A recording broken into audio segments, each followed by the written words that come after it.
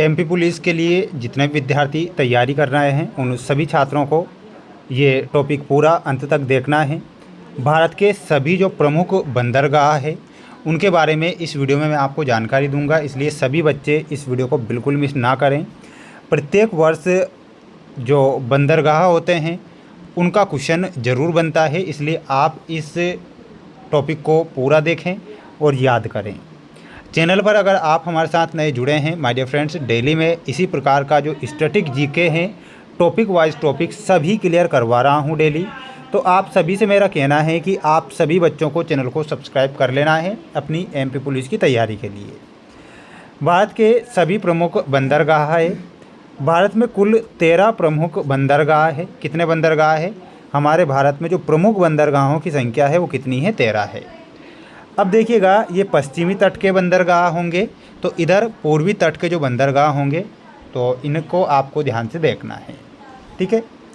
जैसा कि सबसे पहले हम पश्चिमी तट के बंदरगाह देखेंगे।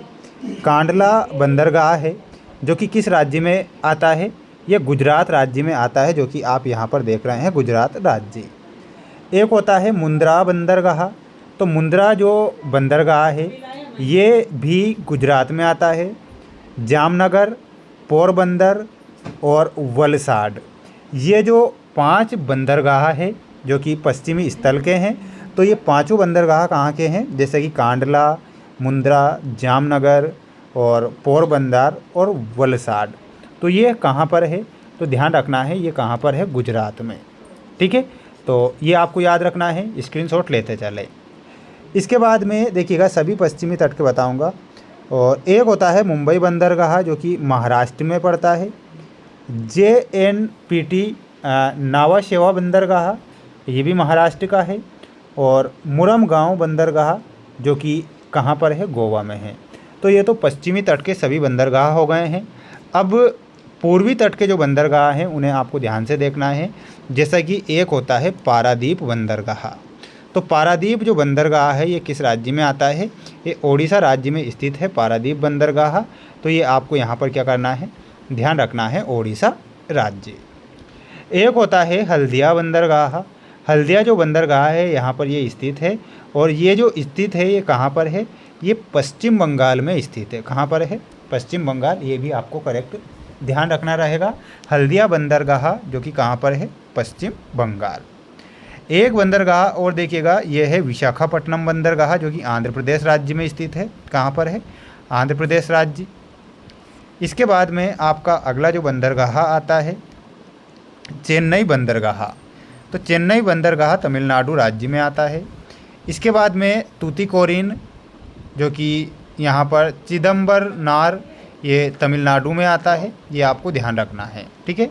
तो बिल्कुल ये पश्चिमी तट और पूर्वी तट के बंदरगाह हो गए हैं।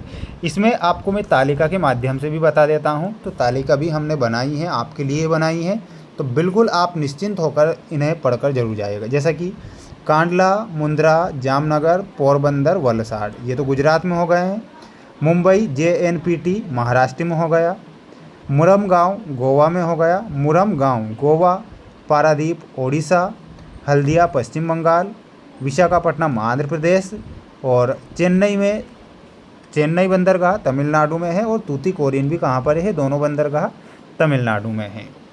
अब इसके महत्वपूर्ण जो तथ्य हैं वो ध्यान से समझना है। कांडला भारत का सबसे पुराना कृत्रिम बंदरगाह है। ध्यान रखना है, पूछा जाएगा आपसे कि भारत का सबसे पुराना कृत्रिम बंदरगाह कौन सा है? तो वो कांडला है जो कि गुजरात में है।